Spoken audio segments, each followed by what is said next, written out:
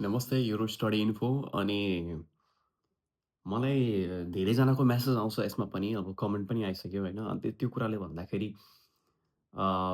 MBBS medicine सर्जरीको बारेमा भन्न खोज्दै थियो किनभने अ, के छ भने नेपालमा जति पनि कन्सल्टेन्सीले एप्लाई गर्छ नि अम, उनीहरूले एप्लाई गर्ने भनेको अस्ट्रेलिया, क्यानाडा होइन अनि युएसए उनीहरूले यी ठाउँहरू एप्लाई गर्दाखेरि के हुन्छ भने उनीहरूलाई कन्फर्म ल ठिक छ हामी गर्छौँ, यो गर्छौँ, हाम्रोबाट धेरै स्टुडेन्ट गरिसकेका छन्। तर जब युरोपको कुरा आउँछ भने उनीहरूलाई लाइक ल हामीलाई केही थाहा छैन तर हामी एप्लाई चाहिँ गरिदिन्छौँ, पैसा पनि लिन्छौँ र पैसा फिर्ता गर्ने बेलामा हामी पैसा फिर्ता गर्छौँ। स्क्याम हुन्छ क्या हाम्रो नेपालमा। धेरै नेपाल पनि होइन इन्डियामा पनि स्क्याम हुन्छ। जहाँ गयो त्यहीँ स्क्याम हुन्छ क्या। युरोप गएरमा केही थाहा हुँदैन, अपडेट भएको केही थाहा हुँदैन। जुन स्टुडेन्ट गएको छ त्यहाँबाट केही थाहा हुँदैन अनि जे पायो त्यही भनिदिने। विद्यार्थी आएर अलमल्ल पढ्ने आएर थाहा हुँदैन कि स्टुडेन्टलाई के गर्नु छ, स्कलरसिप कहाँबाट एप्लाई गर्नु छ, डकुमेन्ट कहाँ पुगाउनु छ, गाइडै हुँदैन कतै पनि। फेरि कन्सल्टेन्सीलाई फोन गर्न गयो, "ल सर के गर्ने?" आएर भन्छ, "ल हामीलाई थाहा छैन त्यहाँ गएर सोध आफै" भन्छन्। अब कुरा आयो मेडिसिन सर्जरीको होइन। मेडिसिन सर्जरीमा के छ भने 17 सेप्टेम्बरदेखि नै तपाईँहरूको लागि के छ भने आइमेड टेस्ट सुरु भइसकेको थियो है 2025 देखि।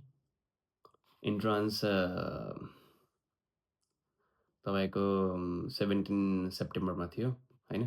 त्यो सबमिट गर्नुपर्ने थियो। अ, तपाईँहरूलाई अब ऱ्याङ्किङ लिस्ट पनि आइसकेको थियो। तर यसो छ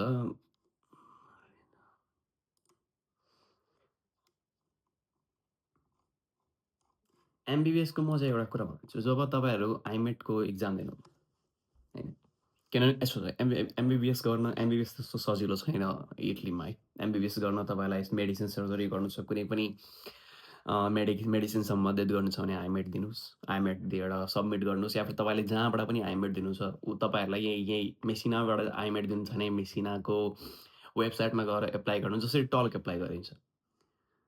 त्यो गरेर होइन टेक्स्ट दिएर अनि टेस्ट दिइसकेपछि तपाईँको लिस्टमा नाम आउँछ। लिस्टमा नाम आइसकेपछि तपाईँहरूको त्यही रिजल्टलाई होइन युनिभर्सिटी पोर्टलमा एप्लाई गरेर तपाईँहरूको युनिभर्सिटी पोर्टलमा एप्लाई गरिसकेपछि तपाईँको समरी आउँछ। प्री इनरोलमेन्ट आउँछ, समरी आउँछ। समरी आइसकेपछि भिजा एप्लाई गर्ने अनि त्यसपछि आउने। र के छ भने एमबिबिएस कतिले आइमेट एक्जाम दिन नेपालबाट नै खोज्छन्। नेपालबाट अब डेट भेटेन भने बाहिरैबाट खोज्छन्। र यसको इन्फर्मेसन मसँग बढी हुँदैन कि यसको हामीले एमबिबिएसको त्यही बढी एप्लाई गरेर अब हाम्रो सिनियर जो हुनुहुन्छ हाम्राबाट सिनियर हुनुहुन्छ उहाँले एप्लाई गर्नुहुन्छ एमबिबिएसको उहाँहरूबाट इन्फर्मेसन लिएर म चाहिँ इन्फर्मेसन हालिदिउँला कि अहिले अहिले पनि टाइम छ कि छैन एमबिबिएसको लागि होइन। किनभने एमबिबिएसको डेट त गइसकेको छ तपाईँहरूलाई होइन लाइक टेस्टको डेट चाहिँ थियो तपाईँहरूलाई एकछिन पर्खनु ल त्यस भेन्यू ए पापाड्दो क्याम्पस रहेछ।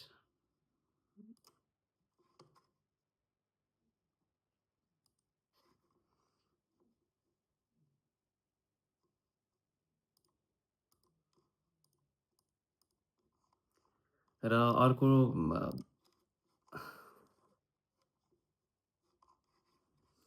म एकचोटि तपाईँलाई रिसर्च गरेर भन्छु है पक्क ल किनभने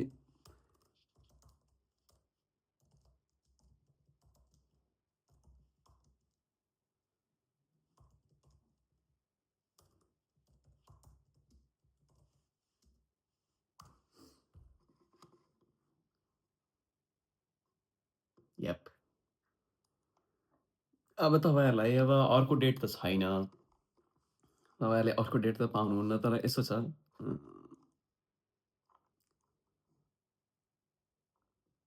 आइमेट तपाईँहरूले अब अर्को 2026 सेप्टेम्बरमा नै दिनुपर्छ। 17 सेप्टेम्बरसम्म वेट गर्नुपर्छ नत्र तपाईँहरूसँग रिजल्ट छ भने आइमेटको अहिले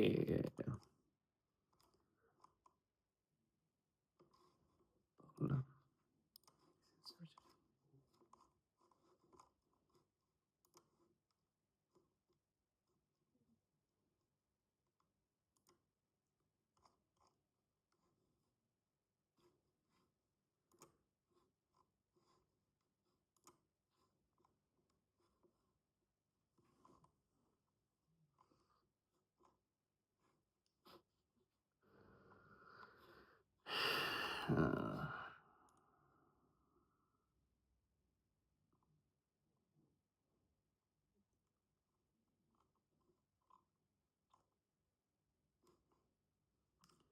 त्यो सिङ्गल साइकल डिग्री हो नि त। सिङ्गल साइकल डिग्रीमा मेडिसिन, सर्जरी यो छ अब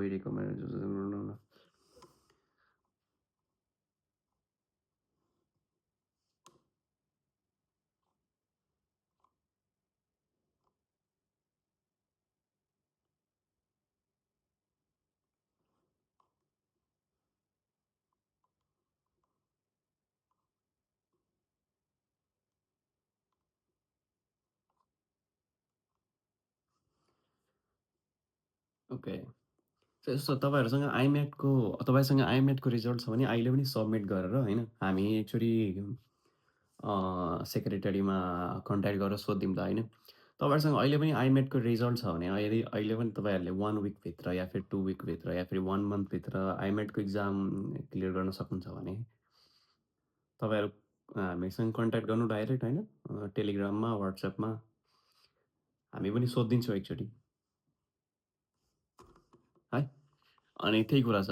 अनि नट ओन्ली एमबिबिएस है, जति पनि ब्याचलर एप्लाई गर्ने, मास्टर्स एप्लाई गर्ने जतिले पनि एप्लाई गर्छन् नेपालबाट मैले जतिजनाको अब लास्ट इयर मैले जतिजनाको एप्लाई गरिदिएको थिएँ, 5 जना 6 जना जति पनि स्टुडेन्ट होला, उहाँहरूबाट कहिले पनि कम्प्लेन आएन। किनभने हामी त्यस्तो लाइक हामीले अपडेट थाहा हुन्छ कि यताको अपडेट थाहा हुन्छ, के गर्नुपर्छ, कसरी गर्नुपर्छ। नेपालमा के छ भने कन्सल्टेन्सी खोलेर बस्छन्, केही थाहा हुँदैन, अपडेट पनि थाहा हुँदैन र भन्छन् ल हामीलाई केही आउँदैन, ल एप्लाई गरिदिन्छौँ, पैसा पनि लिन्छौँ, पैसा फिर्ता गर्ने बेलामा चाहिँ उनीहरूले गर्दैनन् कि। मैले धेरैवटा उनीहरूबाट क्यान्सल भएर हामीबाट एप्लाई गर्न आउने स्टुडेन्टहरू पनि छन् कि। त्यही भएर बी केयरफुल है, जहाँबाट एप्लाई गर्नुहुन्छ होइन। अनि इन्फर्मेसन यसो हामी कोही पनि ग्यारेन्टेड हुनु पर्दैन कि स्टुडेन्टको लागि, यहाँको लागि। ग्यारेन्टेड सबैलाई कसैले पनि यो ठोकुवा ग्यारेन्टी गर्नु पर्दैन कि ल हामी छौँ, हामीले नै गर्दा तिम्रो यो लाग्छ, यो लाग्दैन। स्टुडेन्टहरू पनि हल्का अलिकति क्लेभर हुनुपर्छ कि। सबैतिर लाइक ब्लाइन्डली ट्रस्ट गर्नु हुँदैन। के भन्छ क्लेभर हुनुपर्छ।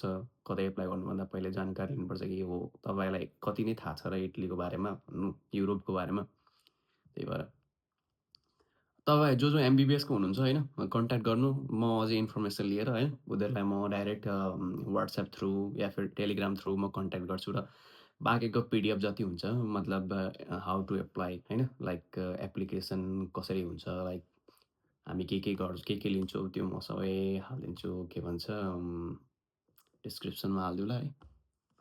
Take care.